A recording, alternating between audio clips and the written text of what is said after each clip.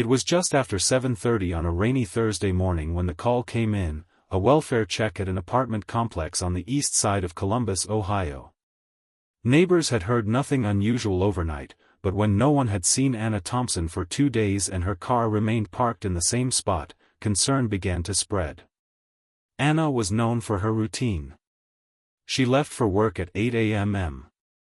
Sharp, coffee cup in hand, hair tied neatly back, always wearing the same quiet smile that never quite reached her eyes. A single mother of one, she had been rebuilding her life after a painful divorce, balancing her job at a local insurance office, evening classes, and the endless duties of raising her 8-year-old son, Ethan. To her co-workers, Anna was the definition of perseverance, calm, polite, and unfailingly responsible. But behind closed doors, her life was a delicate balance of exhaustion and hope. When officers arrived at Cedar Ridge Apartments, rain dripped steadily from the gray sky, the parking lot slick and shining. They knocked. No answer. The landlord arrived with a key. Inside, the air was still, and what they found would haunt even the most seasoned detectives. Anna lay on the floor beside her couch, her body covered with a blanket that had once been white but was now soaked dark with blood. She had been stabbed repeatedly, more than 60 times. Carved into her skin were small, deliberate shapes, symbols the detectives couldn't immediately identify. The walls bore streaks where she had tried to fight back, and yet nothing in the apartment was missing. Her purse, phone, jewelry, all untouched. Detective Laura Hayes, a veteran of 15 years, stood frozen as she surveyed the scene. "This wasn't random," she murmured. "This was rage." Outside, crime scene tape flapped in the cold November wind. Curious neighbors gathered on their porches, whispering. "She was so sweet," one woman said, clutching her robe. "Always so quiet."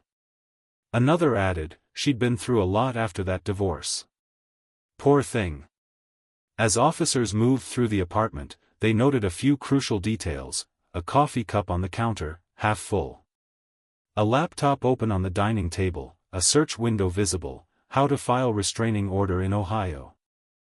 The timestamp was less than 24 hours before she died. The discovery suggested Anna had been afraid, possibly of someone she knew. Detective Hayes ordered the team to preserve every piece of evidence. Forensic techs took swabs, photographed the symbols, and collected hair and fiber samples. The medical examiner later confirmed the brutality of the attack: over 60 stab wounds, inflicted with a kitchen knife likely taken from her own drawer. The markings on her body were post-mortem, deliberate, ritualistic, meant to send a message. By midday, the building buzzed with speculation. Some neighbors mentioned seeing a dark SUV parked outside 2 nights earlier. Others recalled loud arguing, though no one could identify the voice. What puzzled investigators most was the lack of forced entry. Whoever had entered that apartment, Anna had let them in. As the rain continued to fall over Columbus, detectives began piecing together the fragments of Anna's life. She had divorced her husband, Mark Thompson, nearly a year earlier after reports of infidelity and verbal abuse. Court records showed a bitter custody dispute over Ethan, one that had turned increasingly tense in recent months. Financial records revealed Anna had fallen behind on rent and car payments, her once steady job threatened by absences related to court hearings. But there was another presence in her life: Rebecca Miller, Mark's new wife. Younger, outspoken, and by all accounts fiercely protective of her new marriage. Friends described tension between the two women, a quiet hostility that had occasionally flared into open confrontation. Detective Hayes made a note in her file. Victim likely new killer. Check custody filings. Interview ex-husband and spouse. Examine motive, jealousy, custody, or debt. By evening, the glow of police lights still reflected against wet pavement as Anna's body was taken away. Her son, Ethan, was found safe at his grandmother's house, unaware that his mother would never come home again. In the quiet that followed, Detective Hayes stood in the empty apartment, looking at the faint traces of a struggle: the overturned chair, the shattered mug. She whispered, "Who hated you enough to do this?" The case had only begun, and already, every clue pointed to something far more personal than a random act of violence. By the following morning, the city awoke to the chilling headline splashed across every local news station: "Single mother found murdered in her apartment, police investigating brutal attack." Detective Laura Hayes sat in her office at the Columbus Police Department, reviewing Anna Thompson's file. The photos were hard to look at, a woman who had worked so hard to rebuild her life, reduced to a crime scene. Beside the file lay the autopsy report, over 60 stab wounds, all inflicted with a kitchen knife consistent with a set found in Anna's apartment. The pattern suggested rage, not randomness. But the most haunting detail remained the strange, deliberate carvings made after death, small, symmetrical symbols, unlike anything the forensic team had seen before. Hayes sighed, closing the folder. "This wasn't just murder," she said quietly to her partner, Detective Marcus Reed. "This was personal. Maybe even planned." Reed leaned back in his chair. "Ex-husband's our first stop. 9 times out of 10, it's the one closest to them." They located Mark Thompson at his office, a construction foreman for a contracting company on the outskirts of the city. When he saw the detectives approaching, his face paled. "I already know why you're here," he said, before they could even speak. "It's Anna, isn't it?" Hayes studied him carefully. He looked genuinely shaken, but guilt and grief often wore the same mask. "Mr. Thompson, when was the last time you saw your ex-wife?" "Last week," he said, rubbing his temple. "We were supposed to talk about Christmas plans for Ethan. She didn't want him spending the holidays with me and Rebecca." "Did you argue?" He hesitated. "We've been arguing for months. About everything. Money, visitation, school. But I'd never," his voice cracked. "I'd never hurt her." "Where were you 2 nights ago, between 9 p.m. and midnight?" Reed asked. "At home. Rebecca and I were watching TV. You can ask her." They would. Hayes took a slow breath. "Mr. Thompson, Anna searched online for how to file a restraining order the night before she died. Do you know why?" He blinked, stunned. "A restraining order? Against me?" He shook his head. "No, that's not right. She was upset about bills, about me being behind on support. But she wasn't afraid of me." Still, something in his tone suggested guilt, not necessarily of murder, but of secrets left unsaid. As they left his office, Reed muttered, "He's hiding something." Hayes nodded. "Maybe. But I want to talk to the new wife." That afternoon, they drove to a quiet suburban neighborhood lined with identical brick homes. Rebecca Miller Thompson opened the door before they could even knock. She was striking, mid-30s, perfectly put together, but her eyes betrayed exhaustion. "Detectives," she said softly, "come in. Mark told me you'd be coming." Her home was immaculate, framed family photos, scented candles, a spotless kitchen. It was the kind of order that came from someone desperate to control their surroundings. Hayes noticed a photo of Ethan on the mantel. Rebecca caught her glance. "He's a sweet boy," she said, smiling faintly. "He looks just like Anna." There was a hint of tension in her voice when she said Anna's name. "Can you tell us where you were 2 nights ago?" Reed asked. "Home," she replied. "We watched a movie, then went to bed. I didn't leave the house."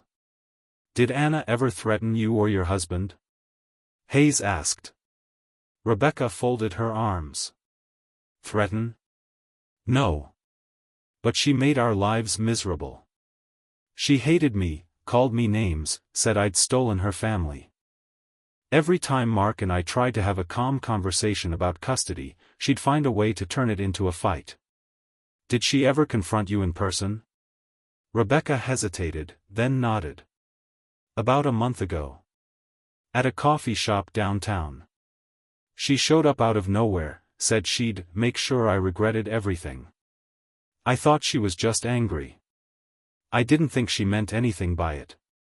Hayes studied her closely. And how did you respond?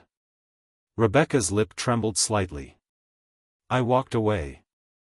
For a brief moment, her composure cracked, a flash of something darker crossing her expression before she forced a smile. Anna wasn't stable. She wanted control. Mark and I just wanted peace. When the detectives left, Hayes turned to her partner. She's calm. Too calm. Reed agreed. And she knows exactly how to paint herself as the victim. Back at the precinct, the forensic team reported their first breakthrough. Traces of DNA had been found beneath Anna's fingernails, a mix of her own and someone else's. The second profile was still processing, but preliminary analysis suggested a female contributor. That changed everything. Hayes stared at the lab report. So she fought back. Yeah, Reed said. And it wasn't her ex. The rain began again outside, streaking the windows as the detectives realized the truth was inching closer, and whoever had killed Anna had been close enough to look her straight in the eye. Somewhere in the quiet suburbs of Columbus, the person who ended Anna Thompson's life was still out there, calm, composed, and perhaps watching the investigation unfold with satisfaction. 2 days after Anna Thompson's body was discovered, the Columbus Police Department held a press conference. The crowd of reporters filled the small briefing room, their cameras flashing as Detective Laura Hayes stepped to the podium. At this time, she began, her voice steady, "We are pursuing several leads. We can confirm that this was not a random attack. Evidence indicates the victim likely knew her assailant." Whispers rippled through the room. One reporter raised a hand. "Detective, is it true that the victim was involved in an ongoing custody dispute?" Hayes hesitated for a fraction of a second before answering.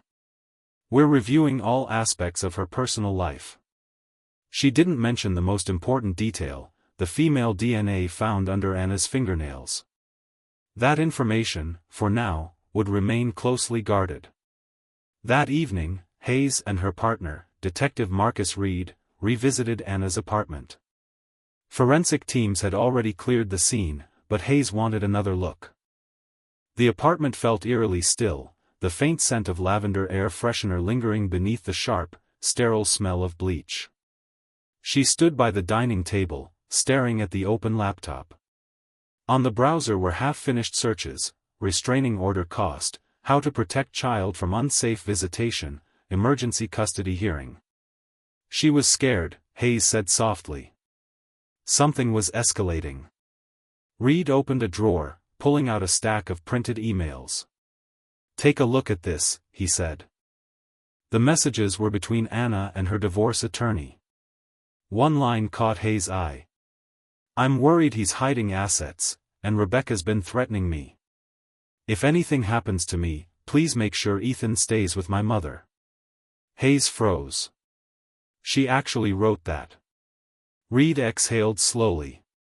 Looks like she saw this coming. The next morning, they met with Linda Parker, Anna's best friend and coworker at the insurance office.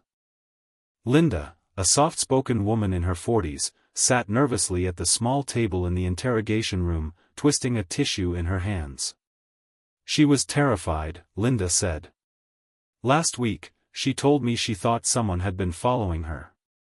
She'd seen the same SUV parked near the office a few times, dark gray, no plates. She said it felt like someone was watching." "Did she say who she thought it was?" Hayes asked. She didn't know. But she said Rebecca had called her the day before. They'd argued again. "What about?" Linda's eyes flicked up, full of unease. "Rebecca said Anna needed to stop calling Mark at night. But Anna wasn't calling him. She said Rebecca was just trying to intimidate her." "Did Anna ever mention debts?" Reed asked. Linda nodded slowly. "Yes. She owed some money. The divorce wiped her out, and she'd borrowed from a private lender. I don't know who, but she said it was someone Mark had recommended. Hayes frowned. Mark recommended the person who loaned her money? That's what she said. The detectives exchanged a look. It was beginning to sound like more than just jealousy, there was a financial thread woven through the chaos. Later that afternoon, Hayes and Reed returned to question Mark Thompson again. This time, he looked more guarded. Your ex-wife mentioned borrowing money from someone you knew, Hayes said, her tone firm. Who was it? Mark shifted uneasily. A guy I work with, Brian Keller. He helps people out sometimes. Just small loans, cash-based. Did you know Anna had fallen behind on payments? Mark's silence was telling. She told me she was fine, he muttered. I didn't think she'd get mixed up in something like that. Mr. Thompson, Reed said, leaning forward, we've received evidence that your wife contacted Anna the night before she was killed. What did they talk about? Mark blinked. Rebecca called her? She didn't tell me that. Hayes's eyes narrowed. So you didn't know? He shook his head. No. I swear. We were home all night. That evening, Hayes and Reed returned to the lab. The forensic results were finally ready, the partial DNA profile matched a sample in the state database. The name appeared on the screen in black and white, Rebecca Miller Thompson. Hayes stared at it for a long moment. She was in that apartment. Reed nodded grimly. That's not all. Security footage from a gas station down the street caught her SUV driving past Anna's complex at 9:42 p.m., about an hour before the estimated time of death. Where did she say she was that night? Hayes asked. Home, Reed replied. Watching a movie. Hayes pushed back from the table. She lied. The next day, they brought Rebecca in for questioning again. She arrived calm, her posture perfect, hands folded in her lap. We've confirmed your car was near Anna's apartment the night she was killed, Hayes began. Would you like to explain that? Rebecca's eyes widened slightly. That's impossible. I was home. The camera doesn't lie, Reed said. Rebecca's lips pressed into a thin line. All right. I drove there. But only to talk. I wanted to end the fighting, for Mark's sake. At 10 o'clock at night? Hayes asked. She wasn't answering my calls, Rebecca said, her voice trembling. I thought if we could just talk, woman to woman, maybe things would calm down. What happened when you got there? Rebecca looked down. She was angry. She told me to leave. I did. That's it. Hayes watched her carefully, the subtle twitch of her fingers, the quiver in her voice. Did you touch her? Did she touch you? No, Rebecca said firmly. I didn't go inside. But the DNA under Anna's nails told a different story. Hayes leaned back in her chair. Mrs. Thompson, your DNA was found on the victim's body. That's not from standing at her door. For the first time, Rebecca's composure cracked. Her eyes welled with tears. I didn't kill her, she cried. Yes, I went there. We fought. She shoved me. I pushed back. But when I left, she was alive. Hayes exchanged a quiet look with Reed. Rebecca's story might have explained her presence, but not the savagery of the murder, or the strange symbols carved into Anna's skin. As Rebecca broke down, sobbing into her hands, Hayes couldn't shake the feeling that someone else might be pulling the strings. There was rage in this case, yes, but there was also calculation. And somewhere behind all the emotion, someone was hiding the truth. Detective Laura Hayes had seen hundreds of crime scenes, but few had left her with this kind of unease. The deeper she and Detective Marcus Reed dug, the more contradictions surfaced. Rebecca's story didn't fit, but neither did the simplicity of assuming she alone had done it. There were missing pieces, pieces that suggested someone else had a hand in what happened to Anna Thompson. That morning, Hayes reviewed the evidence board in the precinct's briefing room. Anna's photo sat at the center, her eyes soft and kind. Around it were pinned maps, timelines, and faces: Mark Thompson, Rebecca Miller Thompson, and a new addition, Brian Keller, the man Mark had said lent Anna money. Next to the board, the coroner's final report lay open. Among the countless stab wounds, one detail stood out: a deep wound through Anna's left shoulder blade, angled upward. The killer was shorter than the victim, Hayes murmured. Likely under 5'7". Reed looked up from his notes. Rebecca fits that height. True, Hayes said, but the attack required a lot of strength. Controlled, methodical. Look at the spacing of the wounds. This wasn't frenzy, this was sustained rage. Someone who didn't stop until they were sure she was gone. She paused, eyes narrowing. Rebecca's small. She might have struck once or twice, but 60 times? That's another level. Then we're missing someone, Reed said. Maybe Keller? Hayes nodded. Let's find out. They met Brian Keller at a job site west of the city, a tall, broad man in his 40s with a construction vest and a wary stare. When he saw their badges, his jaw tightened. I heard about Anna, he said, his voice rough. Tragic. She was good people. You lent her money, Hayes said. Yeah, he admitted. Couple thousand. Mark asked me to help her out. Said she needed to cover some legal fees. She promised to pay me back within 2 months. Did she? Reed asked. Keller hesitated. Not exactly. She missed a payment. But I wasn't pressing her. She was trying. I'm not some kind of loan shark. Did you ever go to her apartment? Hayes asked. Once, maybe twice, Keller said. Dropped off paperwork. That's it.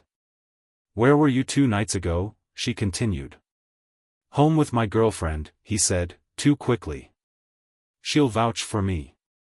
Hayes watched him closely. There was something rehearsed about his tone, not quite lying, but careful. We'll confirm that, she said evenly. As they turned to leave, Keller called after them. You think I killed her, don't you? You're wasting your time. Hayes didn't answer. Back at the station, the tech team had finished enhancing the CCTV footage from the gas station near Anna's apartment. This time, something new appeared in the corner of the frame, not just Rebecca's SUV, but a second vehicle, following several car lengths behind. Zoom in, Hayes ordered. The image sharpened. It was a dark pickup truck, dusty, with a cracked taillight. The license plate wasn't visible, but the make matched Keller's. Reed exhaled. So he was there too. Hayes leaned forward. And he followed Rebecca. That evening, they called Rebecca back in for further questioning. Her eyes were swollen from crying, her voice hoarse. She looked tired, or scared. Mrs. Thompson, Hayes began softly, did you go to Anna's apartment alone that night? Rebecca hesitated. Yes. I told you, I just wanted to talk. Did anyone know you were going? Reed asked. No. Mark didn't. Why? Hayes slid a photo across the table, the grainy image of a pickup truck. Because someone followed you. Rebecca's face drained of color. That's Brian's truck. He was one of Mark's guys. Why would he? She stopped, covering her mouth. Oh my God. Tell us about Brian Keller, Hayes pressed gently. How well did you know him? Rebecca's hands trembled. He and Mark were friends. But Brian made me uncomfortable. He was intense. Always finding excuses to be around. Once, at a work barbecue, he cornered me. Told me Mark didn't deserve me. I brushed it off, but, her voice broke. He scared me. Hayes exchanged a look with Reed. Did your husband know about that? I told him once, Rebecca said, eyes glistening. He said Brian was harmless. That he just had a crush. Reed's jaw tightened. So, Mark knew Brian was obsessed with you, and still asked him to lend Anna money? Rebecca nodded slowly. Yes. As night fell, Hayes sat alone at her desk, staring at the threads connecting every person in this case. Mark, the bitter ex-husband, quietly controlling the narrative. Rebecca, the jealous new wife, drawn into something far darker. Keller, the enforcer, loyal to Mark, but unstable. The phone rang, breaking her thoughts. It was the lab. Detective Hayes, we've got something else. The carvings on the victim, they weren't random. Their initials. R.M. Hayes froze. Rebecca Miller? That's what it looks like. The next morning, Hayes and Reed visited the evidence locker. The photos of Anna's body now made grim sense, 2 small letters etched into her shoulder. It wasn't a ritual. It was a message. Someone wanted us to think Rebecca did it, Hayes said. They were framing her. Which means the real killer knew about her fight with Anna, Reed added. And about her being there that night. Someone who could watch her, Hayes said quietly. Someone who knew her route, her car, her habits. They looked at each other, the realization hitting at the same moment. Mark Thompson. When they brought him in later that day, Mark tried to keep his composure. I already told you everything, he said, but his voice quivered. Hayes placed the photos on the table, the gas station footage, the carvings, and a forensic report linking traces of motor oil on Anna's carpet to the same brand used at his construction site. You were there, Hayes said. After Rebecca left. Mark's shoulders sagged. You don't understand. She ruined everything. She was going to take Ethan away. She was threatening to tell everyone what I'd done. What you'd done? Reed repeated. Mark's eyes glistened. I couldn't let her destroy our lives. Hayes's voice was steady, quiet. So you let her die. He slammed his fist on the table. I didn't kill her. I just wanted to scare her. I sent Brian to talk to her, that's all. Reed's tone hardened. Brian Keller was at the scene. Your DNA wasn't, but his was. He didn't go there to talk, Mark. He went there to silence her. Mark buried his face in his hands. I told him to make her stop. I didn't know he'd. Hayes leaned forward. He carved your wife's initials into her body to make it look like she did it. He was protecting you. Mark didn't respond. His silence said everything. As the realization settled in, Hayes felt the chill of a truth finally exposed. This wasn't a crime of passion, it was a conspiracy built on lies, money, and control. But Brian Keller was still out there. And if he'd killed once to protect Mark, he might not hesitate to kill again. The following 48 hours would become some of the most tense and unpredictable of Detective Laura Hayes' career. With Mark Thompson in custody and a warrant issued for Brian Keller's arrest, the Columbus Police Department launched a statewide manhunt. Keller had vanished, no phone activity, no credit card use, no sign of his truck. It was as if he'd disappeared into thin air. But Hayes knew better. Men like Keller didn't vanish, they hid, they waited, and when cornered, they struck. It was late evening when Hayes returned to her small office, the hum of fluorescent lights filling the silence. The board behind her had grown crowded with photos and red strings connecting names, places, and motives. At the center, Anna Thompson's picture, her kind eyes watching over a web of deceit. Reed entered with 2 coffees. State troopers just checked Keller's girlfriend's house in Mansfield. He's not there. But they found something, a duffel bag hidden behind the garage. Cash, a burner phone, and a hunting knife. Hayes raised an eyebrow. Running kit. He's planning to leave the state. Maybe, Reed said, but he hasn't yet. His truck was seen on a security camera near Route 40 at 3 this morning. Heading east. Hayes glanced at the map. East puts him toward Pennsylvania. That's a long drive. He'll need fuel, food, rest. He can't keep running forever.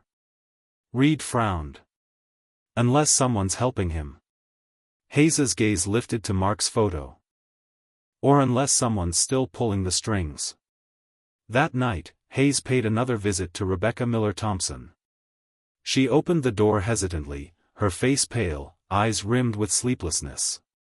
The TV flickered in the background, muted on a news channel covering the ongoing investigation. "Mrs. Thompson," Hayes said gently, "Brian Keller is still at large. We believe he may try to contact your husband, or you." Rebecca's breath caught. "Me? Why?" "Because you're the last thread tying him to Mark," Hayes said. "And because you know the truth." Rebecca clasped her hands together. "I told you everything. I didn't even know Mark sent him there that night." "I believe you," Hayes said quietly. "But Keller doesn't. He might think you're the reason Mark was arrested. You need to be careful." Rebecca nodded, her voice trembling. "I'll do whatever you say." Before leaving, Hayes noticed something on the table, a small stack of papers, legal documents. Rebecca followed her glance. "Divorce papers," she said. "I filed this morning." Hayes studied her. "Are you sure that's safe? Mark has a temper." Rebecca's eyes hardened. "Detective, I've lived in fear for too long. Anna deserved better. So do I." The next morning, the air was thick with fog as patrol units scoured the outskirts of town. Keller's truck had been spotted near an abandoned rest stop 20 miles outside Columbus. Hayes and Reed arrived just after sunrise. The parking lot was empty except for tire tracks leading into a wooded trail. They followed on foot, the cold air biting against their faces. Half a mile in, they found it, the truck, hidden among trees, engine cold. Inside, an empty coffee thermos, a half-eaten sandwich, and a photo of Mark, Rebecca, and Ethan, folded neatly, edges worn. "He's obsessed with them," Reed muttered. "Still protecting the family he thinks he's part of." Hayes looked at the photo for a long moment. "Or he's planning to finish what he started." Her radio crackled.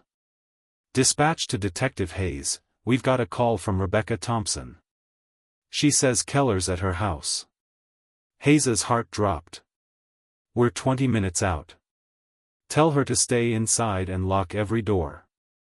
She and Reed ran back to the car, sirens wailing as they tore down the road toward the Thompson home. Rebecca sat on her living room floor, clutching the phone to her ear.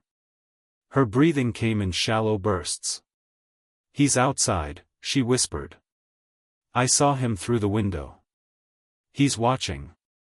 "Rebecca, listen to me," Hayes said through the speaker. "Go to a room with a lock. Stay quiet. Don't hang up." Rebecca crept upstairs, locking herself in the bathroom. The sound of heavy footsteps echoed faintly below. Her voice quivered. "Why is he doing this? I didn't." A sharp crash cut her off, the sound of glass breaking. "Rebecca!" Hayes shouted into the phone. "Stay hidden. We're coming." When Hayes and Reed arrived, the front door was splintered. Officers surrounded the house, weapons drawn. The interior was silent except for the creak of floorboards above. "Police!" Reed called. "Brian Keller, come out with your hands up." No response. They climbed the stairs cautiously. In the dim light of the hallway, a shadow shifted near the bedroom door. Keller emerged, unshaven, eyes wild, gripping a blood-stained knife. "Put it down, Brian," Hayes said firmly. "It's over." His voice was low, shaking. "She ruined him. She ruined everything. Mark just wanted his family back. I did what he couldn't. Mark used you, Hayes said. He didn't protect you. He sent you to kill her. Keller's expression twisted. He said it'd be quick. Said she deserved it. But she fought me. She wouldn't stop screaming. Behind him, a small movement caught Hayes's eye. Rebecca, crouched in the corner, trembling, clutching a towel rack as a weapon. Brian, Hayes said, keeping his attention. You can walk out of here alive. Drop the knife. For a moment, he hesitated. Then his gaze darted toward Rebecca. She told you everything, didn't she? He hissed. She betrayed him. He raised the knife. Hayes fired once. The sound echoed through the house, sharp and final. Keller dropped, the blade clattering against the tile. Outside, the morning sun broke through the fog as paramedics carried Keller's body away. Rebecca sat wrapped in a blanket, shaking uncontrollably. Hayes crouched beside her. You're safe now, she said softly. Rebecca looked at her, eyes hollow. No one's safe, detective. Not when love turns into hate. Hayes didn't argue. She glanced back at the flashing lights, the broken door, the blood on the white tile. This case wasn't about passion anymore. It was about power, the kind that destroyed everything in its path. And though Keller was gone, Hayes knew this story wasn't finished. Because Mark Thompson still hadn't faced the full weight of what he'd done. Detective Laura Hayes didn't sleep that night. Even after the scene at Rebecca's house was secured, even after Brian Keller's body was taken away, something about the case refused to settle. Keller had been the hand that wielded the knife, yes, but he hadn't been the brain behind the plan. The orchestration, the timing, the manipulation, it all pointed to one man. Mark Thompson. At dawn, Hayes sat in the quiet of her office, sipping cold coffee, staring at the board that told the story of Anna Thompson's final days. Photos of Anna, Rebecca, and Mark lined the wall like a tragic timeline. Keller's picture, now stamped with a red "deceased" tag, was the final thread connecting them all. But to Hayes, that thread didn't end with his death. It led straight back to Mark. When she and Detective Marcus Reed entered the interrogation room that morning, Mark was already seated, his wrists cuffed loosely in front of him. He looked exhausted, his once proud posture reduced to a slouch. Still, his expression carried a defiance that unsettled Hayes. I heard about Keller, he said quietly, almost a smirk tugging at his mouth. You finally caught the monster. Hayes sat opposite him, her tone steady. He wasn't the monster, Mark. He was your weapon. Mark's smile faded. You can't prove that. Oh, I think we can, Reed said. We traced a series of cash withdrawals from your account, just before the murder. The same days Keller stopped working at your site. He didn't just vanish, you paid him to disappear. Mark said nothing, staring down at his hands. Hayes leaned forward. You knew Anna was planning to file for a restraining order.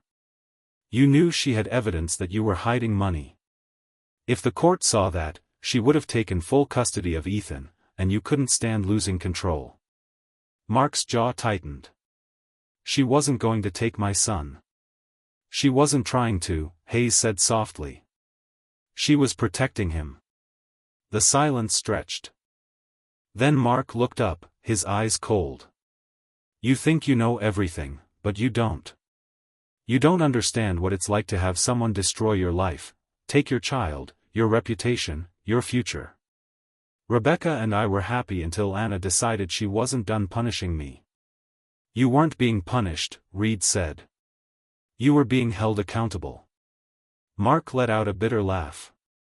You call it accountability. I call it survival. While Reed continued questioning him, Hayes stepped into the hallway, meeting Assistant District Attorney Julia Pratt, who had arrived to oversee the case. Is he talking? Pratt asked. Not enough, Hayes said. He's smart. He'll pin Keller as the sole killer, say he had no idea what Keller was planning.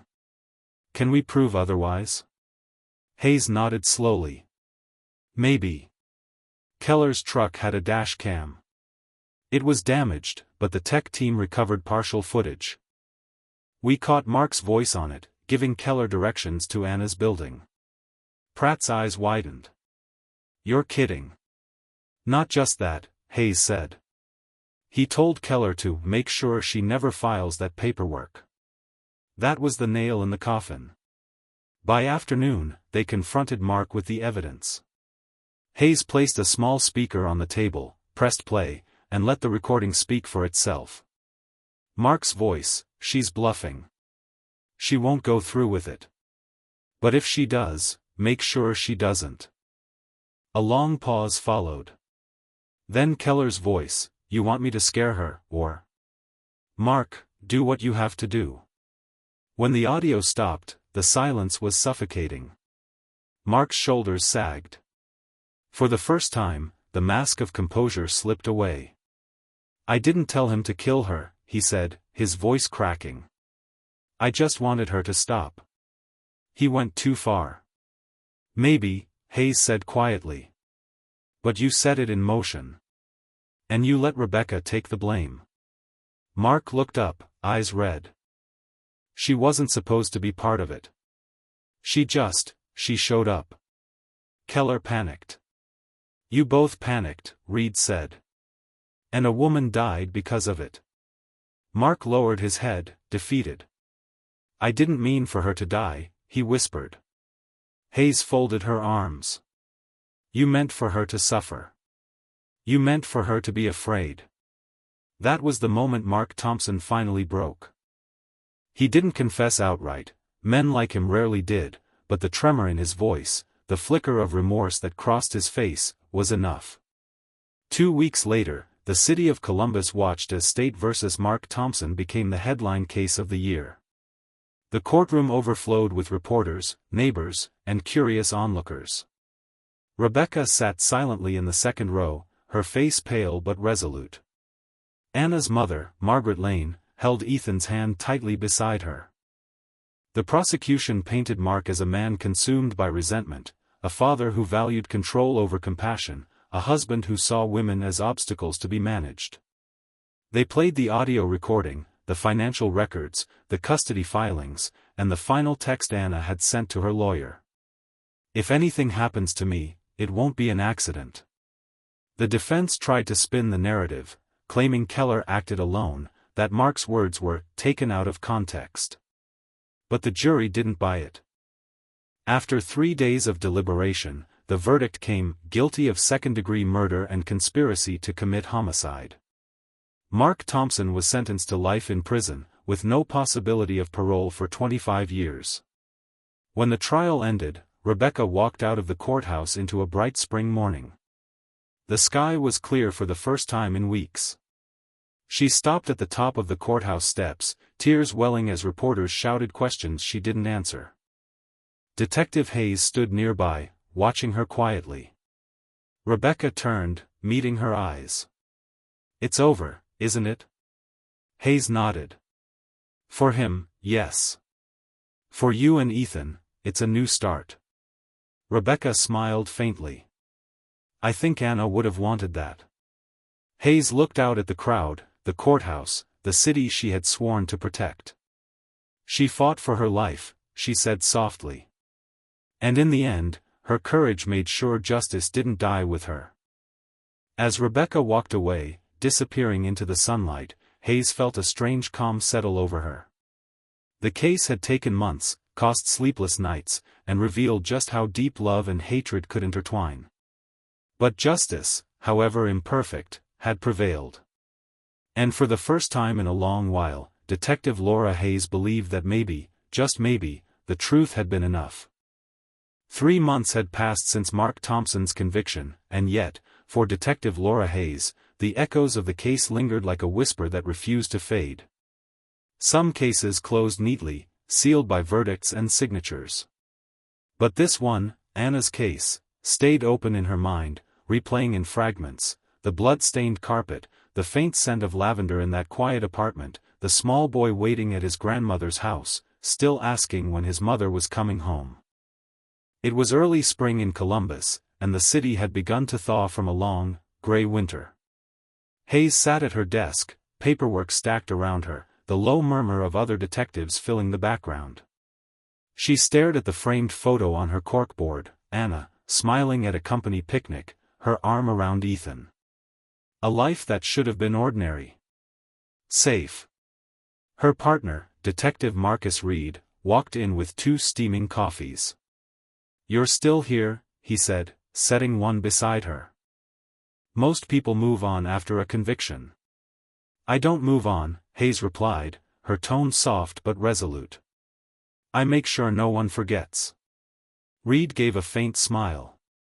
"You know, you sound like a prosecutor when you say things like that. Maybe it's because I'm tired of watching people like Anna fall through the cracks." Later that week, Hayes met with Rebecca Miller Thompson at a small cafe near the river. It was Rebecca's first time out in public since the trial had ended. She looked different now, calmer, though the weight of everything she'd endured was still etched in her eyes. "I wasn't sure you'd want to see me," Rebecca said, stirring her tea. "I wanted to make sure you were okay," Hayes replied. "How's Ethan?" Rebecca smiled faintly. "He's doing well. His grandmother's taking care of him for now. I see him every weekend.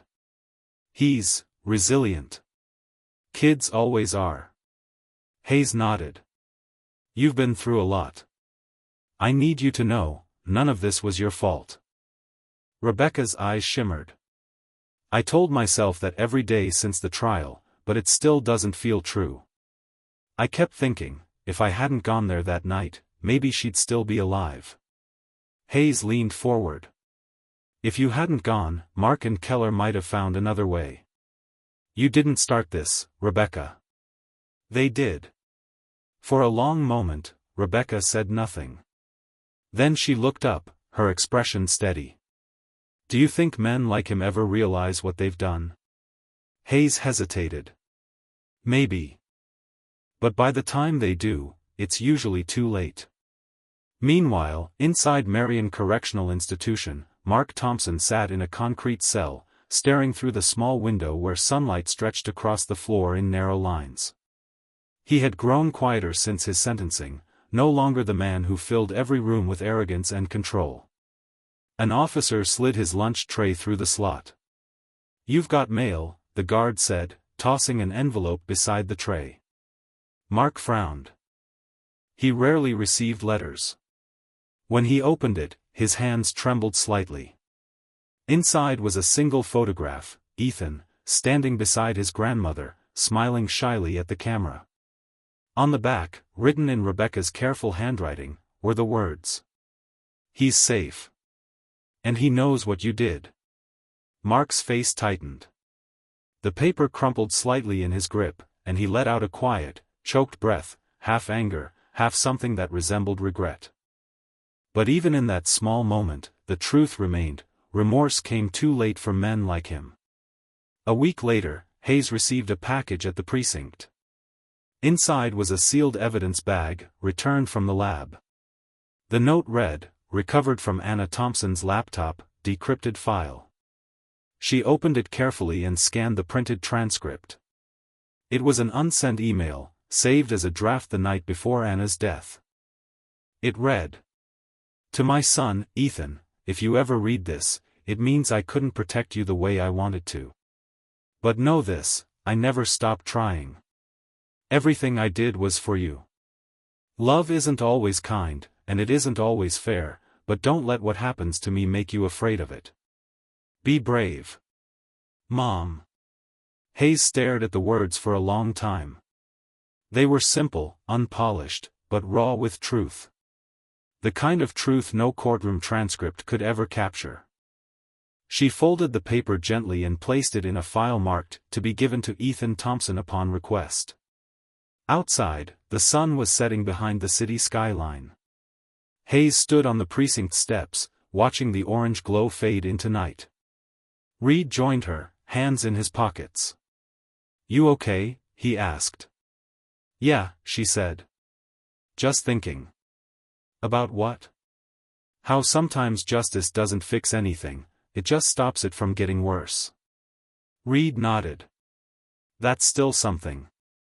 They stood in silence, the hum of traffic and the distant wail of sirens filling the air.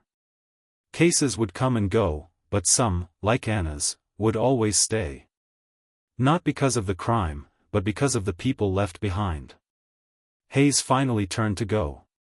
Let's get back to work, she said, her voice calm, steady, and certain. There's always another story waiting.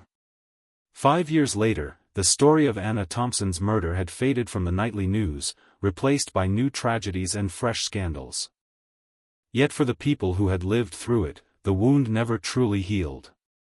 Time dulled the edges, yes, but in quiet moments, when the wind shifted or the air grew heavy with rain, the memories still returned. Detective Laura Hayes sat in her car across from Cedar Ridge Apartments, the same complex where everything had begun. The building looked different now, a new coat of paint, fresh landscaping, families coming and going as if the past had been erased. But Hayes knew the truth, some places never really forget. She wasn't here on duty anymore. She'd retired the previous fall after 20 years on the force. Still, some mornings brought her back, not to work the case, but to remind herself why she had chosen the job in the first place. Across town, Ethan Thompson, now 13, sat in the library of his middle school, reading quietly. He was taller than most of his classmates, with his mother's calm eyes and quiet determination. His grandmother, Margaret Lane, had raised him in a modest house on the west side of Columbus. She kept Anna's photo on the mantel, the same one Hayes had stared at in the precinct years earlier. Ethan saw it every day before leaving for school, and though no one talked about what happened, he knew. Children always know. Sometimes, late at night, when the house was silent, Ethan would read his mother's letter, the one Detective Hayes had saved for him. The ink had faded slightly, but the words still carried warmth. Be brave. Love isn't always kind, but don't let it make you afraid. He didn't remember the sound of her voice, but in those lines, he felt her presence, a soft, invisible strength that lived in the spaces between words. In the spring of that 5th year, a local journalist named Claire Benson released a documentary titled, The Woman in Apartment 3B. It told Anna's story, not as a headline, but as a portrait of a life interrupted. Hayes agreed to appear, reluctantly, providing insights about the investigation. The film wasn't about the crime's brutality, it was about resilience, about how fear had been met with courage in a woman who refused to be silent until the very end. When the documentary aired, something remarkable happened. People reached out, survivors of domestic abuse, parents in custody battles, women who had been silenced by threats and shame. They saw themselves in Anna's story. Her name, once tied to violence, became a symbol of survival and warning. Rebecca watched the film in a small apartment she now shared with her sister in Cincinnati. The past still haunted her, but she had rebuilt piece by piece, therapy, volunteer work, quiet evenings spent without fear. When the screen showed Anna's smiling photo, Rebecca whispered, "I'm sorry," though she knew Anna would never hear her. But somehow, saying it mattered. Meanwhile, inside Marion Correctional Institution, Mark Thompson had aged quickly. His once dark hair was streaked with gray, his eyes dull. He rarely spoke to anyone now. Every year, on the anniversary of his conviction, he received a single envelope, no return address. Inside was a new photo of Ethan. The boy smiling at a science fair. The boy holding a baseball trophy. The boy standing tall beside his grandmother. Each photo bore a short note on the back, "He's doing well." Rebecca never signed them. She didn't have to. Mark never replied. But guards said that on those days, he refused breakfast, sitting instead on his bunk, staring at the photos for hours. One evening, Hayes visited Margaret Lane at her home. They sat together on the porch, the warm light of dusk spilling across the yard where Ethan played with a neighbor's dog. He's a good boy, Hayes said. Margaret smiled, her hands folded in her lap. He's got her heart.